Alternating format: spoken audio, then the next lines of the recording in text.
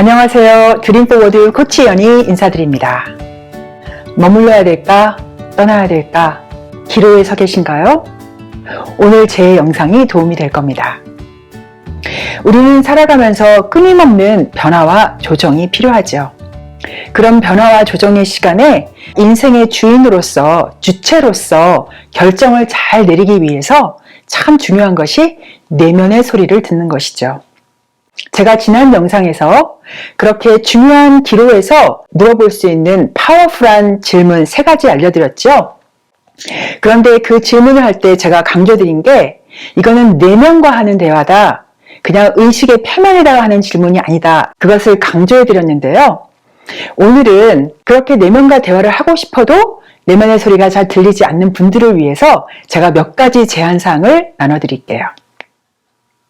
우리가 내면의 소리를 듣기 위해서는요, 딱 한 가지만 필요해요. 바로 마음을 비워야 돼요. 제가 이전 영상에서 작은 자, 큰 자 얘기를 많이 했는데요. 우리가 내면의 소리를 듣는데 방해가 되는 것은 작은 자가 우리 인생의 운전석에 앉아서 막 제잘제잘 되는 거예요.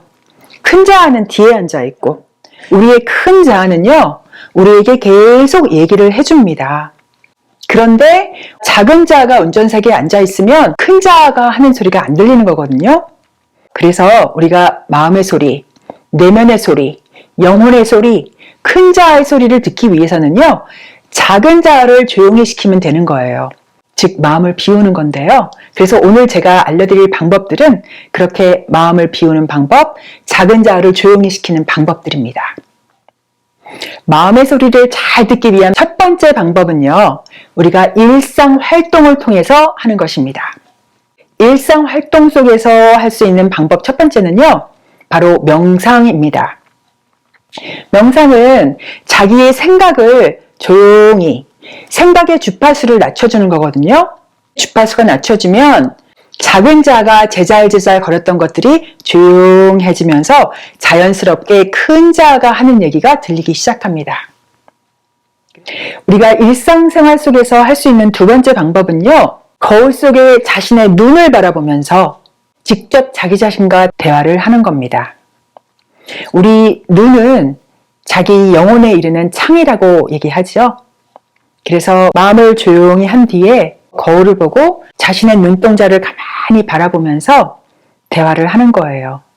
일상생활 속에서 내면의 소리를 들을 수 있는 방법 3번째는요, 자연과 함께 하는 것입니다. 주변에 있는 산, 언덕, 혹은 물가가 가깝다면 그런 곳에 자연 속에 가보세요. 혼자 가세요. 누구와 함께 가지 않고, 거기서 머리를 쥐어짜면서 생각하시지 않고 아무 생각 없이 그냥 걸으세요. 멍하니 흐르는 물을 바라보거나 걸으면서 발바닥에 느껴지는 땅의 촉감을 집중하셔도 좋습니다. 우리가 마음의 소리를 듣기 위해서 할 수 있는 두 번째 영역, 특별활동 방법입니다. 이 특별활동은 방금 말씀드린 일상활동보다는 시간이나 에너지 혹은 금전적으로 조금 더 투자가 필요할 수 있어요. 이 특별활동 중에 첫 번째는요, 어디 먼 곳으로 여행을 가는 겁니다. 1박 2일도 좋지만 좀 더 길게 2박 3일 이상. 그리고 자기가 살고 있는 곳에서 멀면 멀수록 도움이 돼요. 특별활동 중에 두 번째로 추천드리는 것은요, 어딘가 하루 종일 가서 아주 신나게 놀다 오는 겁니다. 몸을 쓰면 더더욱 좋아요. 어린 아이들이 좋아할 만한, 자신이 어렸을 때 굉장히 좋아했던 그런 놀이 방법 있죠? 그것을 택해서 하루 정도 신나게 놀다 오는 거예요. 놀이동산에 간다든지 물놀이를 간다든지 아니면 어디 춤추러 가서 하루 종일 신나게 춤추는 거예요. 특별활동 중에 마지막 3번째로 권장드리는 것은요, 자기 나름의 어떤 의식을 치르는 것입니다. 이 특별한 의식 중에서 제가 제일 좋아하는 방법은요, 108배 절수련이에요. 그런데 이 108배를 그냥 하루 정도 하는 게 아니라요, 저는 21일 정도를 보통 해요. 길게는 100일도 하고요. 그렇게 자기가 날짜를 정한 다음에 의도를 세우는 거예요. 내가 이렇게 결정한 기간, 3일, 일주일, 21일, 이 기간이 끝났을 때 이러이러한 점에 대해서 답을 듣고 싶습니다. 라고 처음에 의도를 분명히 하세요. 그렇게 의도를 잘 세웠으면 자기가 정한 기간 동안 매일 꾸준히 아무리 힘이 들고 깨가 들어도 그 108배를 열심히 하는 것이죠. 이 108배 외에도 어떤 특정 시간 동안 며칠 동안의 기도를 하겠다. 이런 것도 괜찮겠죠? 내면의 소리를 듣기 위한 세 번째 영역은요, 다른 사람과 함께 하는 것입니다. 여기서 다른 사람은요, 나에게 충고나 조언을 해준 사람을 찾아가는 것이 아니라 내가 내 내면의 소리를 들을 수 있도록 도와주는 사람을 찾아가는 것입니다. 이 영역에서도 세 가지 말씀을 드려볼게요. 첫 번째로 나의 내면의 소리를 들을 수 있도록 도움이 되는 사람, 어린아이. 어리면 어릴수록 더 좋아요. 한 3, 4살 돼서 말은 알아듣는데 내가 하는 말이 무슨 뜻인지도 잘 이해 못하는 그런 순수한 상태의 어린아이이면 좋습니다. 여기서 목적은 내가 얘기를 하면 재단이나 판단하지 않고 그냥 들어주는 상대거든요. 그래서 그 상대에게 그냥 아주 가볍게 내가 떠나야 될까 말아야 될까 그냥 물어보는 거예요. 그러면은 그 어린아이가 그냥 아무런 의견이 없이 그냥 얘기를 하잖아요. 그러면서 그 속에서 대화를 자꾸 이루면서 자기 생각을 정리할 수 있게 된답니다. 내 내면의 소리를 듣기 위해서 도움을 줄 수 있는 사람, 두 번째 사람은요. 이번에는 어른인데요. 다른 사람 말을 아주 잘 들어주는 사람을 찾아보세요. 섣부르게 내 말 듣고 막 조언하려고 들고 충고하려고 드는 사람 말고요.